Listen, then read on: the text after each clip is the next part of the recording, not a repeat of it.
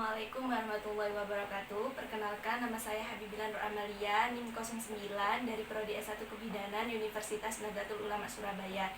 Di sini saya akan membuat video tentang kontrasepsi sederhana. Assalamualaikum. Waalaikumsalam. Silakan Mas Ibu, silakan duduk. Makasih Ibu. Ya, ada yang bisa saya bantu Ibu? Iya, di sini saya mau konseling kontrasepsi Ibu, tapi saya mau yang tidak menggunakan alat. Oh iya Ibu, sebelumnya perkenalkan, nama saya Bidan Bella. Dengan Ibu siapa? Saya Ibu Sinta. Oh iya, sebelumnya Ibu sudah melakukan alat kontrasepsi apa belum Ibu? Belum Ibu, saya baru menikah, baru mendapatkan baru menikah 1 bulan ini Ibu. Makanya saya ingin menggunakan kontrasepsi, tapi saya masih tidak mau menggunakan yang alat. Saya mau ingin menggunakan yang sederhana saja Ibu, yang tidak menggunakan alat. Apakah ada Ibu? Oh iya Ibu, ada. Baik, saya akan jelaskan tentang kontrasepsi yang tanpa alat ya Ibu. Ini Ibu bisa lihat. Kontrasepsi tanpa alat itu dinamakan kontrasepsi sederhana ya Ibu. Metode dari kontrasepsi sederhana itu yaitu suatu cara yang dilakukan oleh akseptor tetapi tidak memerlukan pemeriksaan terlebih dahulu. Kan karena ini kontrasepsi sederhana, tidak ada pil KB, tidak ada suntik KB, tidak ada implan dan IUD, itu tidak perlu untuk memeriksakan terlebih dahulu dengan usia ibu atau ibu ada kelainan apa, riwayat apa, itu tidak perlu ya Ibu. Kemudian kontrasepsi sederhana ini terdiri dari 2 macam Ibu. Yang pertama tanpa alat, yaitu ya ini kontrasepsi sederhana. Kemudian yang kedua itu dengan alat atau obat. Kemudian ini metode kontrasepsi sederhana itu yang tanpa alat itu yang pertama itu ada senggama. Senggama itu Ibu, ketika Ibu melakukan hubungan seksual sama suami Ibu, ketika suami Ibu melepaskan alat kelaminnya sebelum dia ejakulasi, itu dinamakan senggama. Senggama terputus ya Ibu, atau coitus interputus itu ya Ibu. Ketika suami Ibu melakukan itu, ya Ibu harus terima karena suaminya Ibu juga tidak mau menggunakan alat juga. Nah, ini metode yang pertama yaitu. Kemudian, tetapi ini senggama terputus ini tidak akurat, tidak 100% untuk bisa mencegah kehamilan karena dari kan waktu melakukan hubungan seksual itu kan ada lendir-lendir yang tersisa di vagina ibu, itu bisa jadi juga masuk ke dalam vagina ibu terus masuk ke rahim. Jadi ini enggak 100% akurat ibu yang senggama terputus ini. Kemudian yang kedua itu pantang berkala atau kalender. Nah, ini metodenya itu disebut kontrasepsi menggunakan kalender ibu. Kontrasepsi ini harus menghitung dengan masa subur ibu. Tidak melakukan senggama dan juga tidak melakukan senggama waktu hubungan seksual ibu. Jadi waktu ketika ibu ingin berhubungan seksual itu ibu dilihat dari masa suburnya gitu. Sebelum masa subur menggunakan ini KB kalender ya ibu. Kemudian wanita ini benar-benar tidak mengetahui masa ovulasi atau masa suburnya ini. Kemudian kerugiannya ini pasangan suami istri tersebut itu merasa tidak puas atau suaminya tidak puas kan karena ini metode kalender ini kita harus menghitungnya itu ada beberapa tahap yang sangat lama ya ibu. Kemudian metode yang selanjutnya yaitu metode amenore laktasi ya ibu. Metode ini dengan cara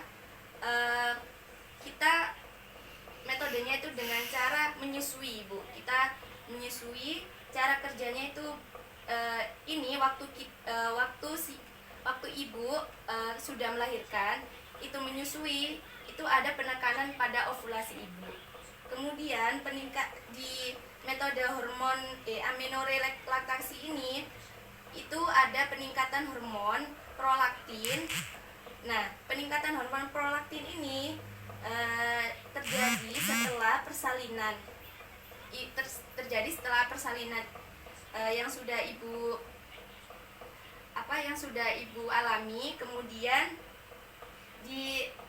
setelah itu ada juga penurunan hormon LH dan estrogen yang diperlukan pada siklus menstruasi sehingga ovulasi tidak terjadi.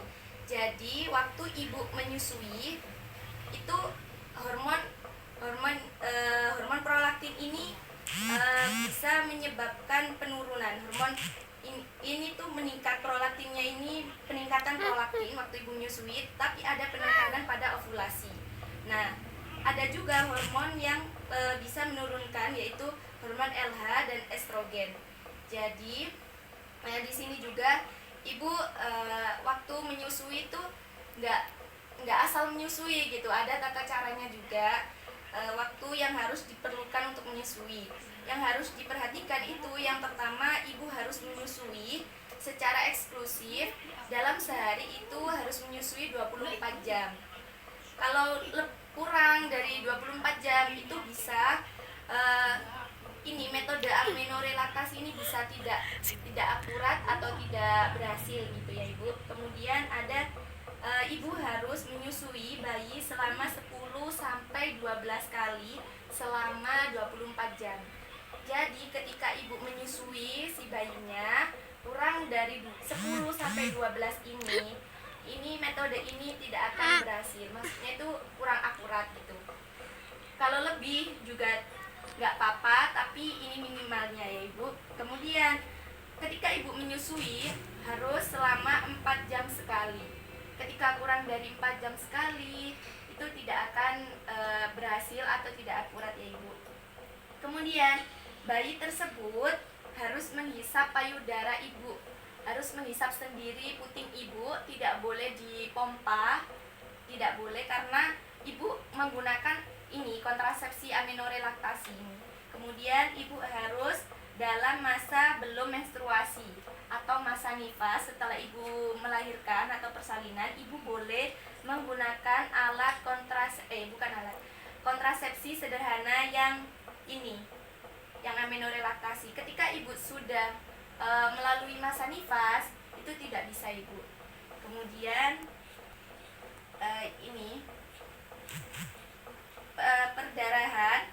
perdarahan itu sebelum 56 hari pasca persalinan belum dianggap sebagai haid karena itu masa nifas ya ibu. Kemudian pada ibu yang menyusui secara eksklusif itu ovulasinya itu tidak akan terjadi sampai 10 minggu pasca persalinan.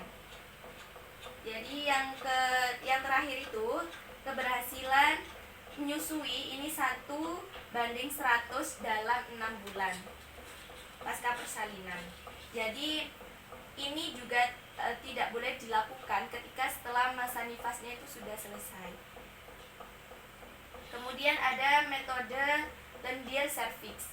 Metode ini ada berhubungannya dengan metode kalender ibu. Nah, di metode ini cara kerjanya itu dengan mengamati pola lendir cervix di antara siklus haid ibu.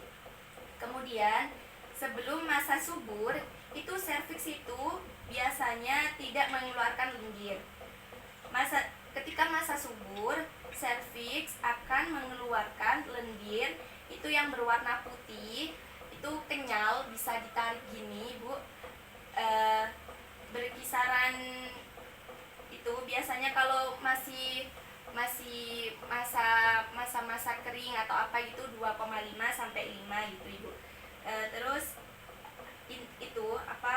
setelah masa subur itu memiliki teksturnya itu lebih kental dari yang masa subur tadi, lebih kental dan terasa seperti lotion, berwarna putih dan bertekstur sangat lengket ya ibu. Jadi kalau waktu masa subur ini itu hanya berlendir, emang berlendir tapi tapi warna putih dan juga bisa direnggangkan gini.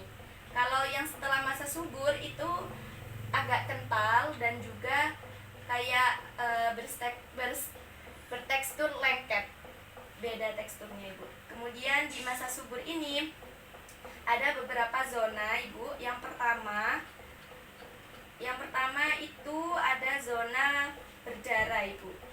Nah, zona berdarah ini pada saat Ibu mengeluarkan menstruasi. Ibu bisa melihat terlebih dahulu. Ini, ketika ini lendir serviks kalau tidak subur itu kental, gak bisa direnggangkan. Kalau ini terlalu kental itu tidak baik juga. Ini cair tapi bisa direnggangkan segini. Ini paling subur, bisa elastis kayak gini. Ini berkisaran 10 cm Ibu. Kemudian pada zona yang kedua yaitu zona kering. Zona kering yang pertama yaitu pada 1-5 hari setelah menstruasi atau setelah lendir serviks belum keluar. Jadi waktu setelah mens atau setelah haid itu 1-5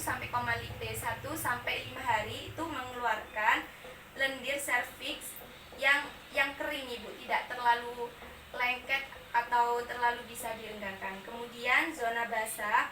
Zona basah ini nanti ada beberapa tahap ya Ibu. Kemudian ada zona kering yang kedua, itu lendirnya itu keruh banget dan kental dan tidak bisa direnggangkan. Kemudian pada zona ini terdapat efektivitas metode ini mencapai 98,5% dari yang lain, dari tadi kayak aminorelaktasi, kemudian senggama terputus. Nah, ini tuh bisa akurat kalau dijadikan satu sama kalender juga. Nanti ada selanjutnya lagi ya Ibu. Kemudian ini untuk yang selanjutnya yaitu zona basah. Zona basah ini lendir serviks mulai muncul. Pada zona inilah akan terjadi ovulasi.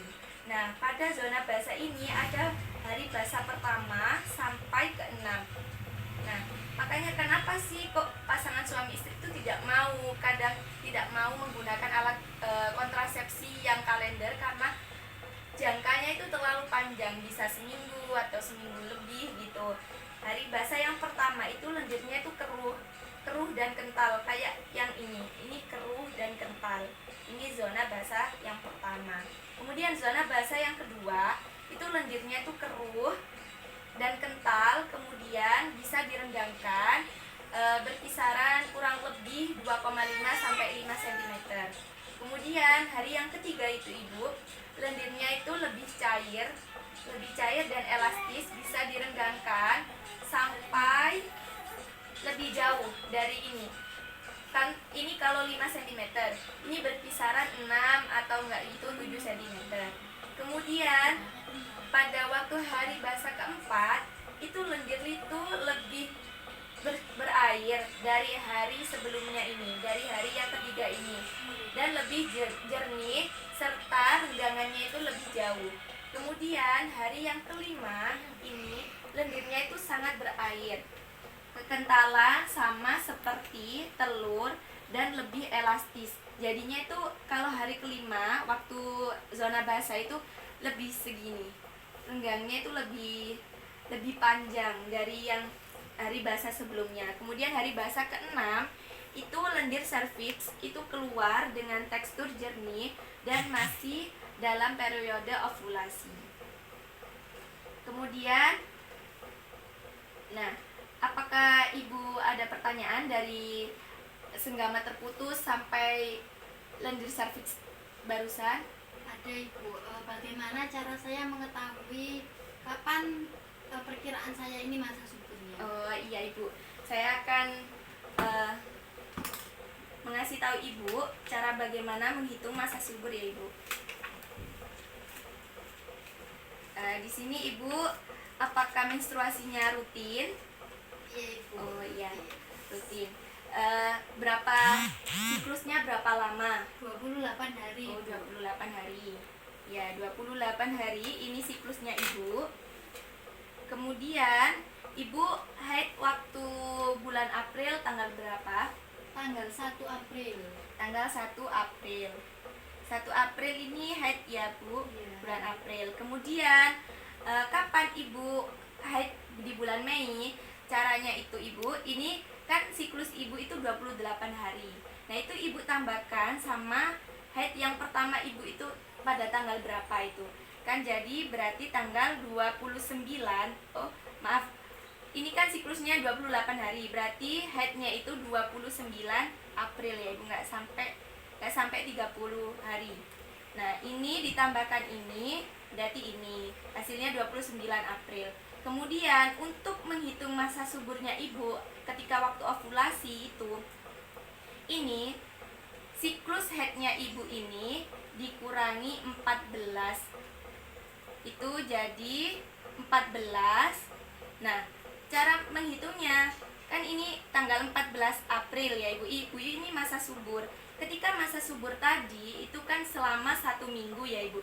1 minggu itu kita hitung di sini sebelum tanggal 14 itu ditambah 2, kemudian setelah 14 juga tambah 2. Berkisaran itu Ibu masa subur tanggal 12 sampai tanggal 16 April ya Ibu.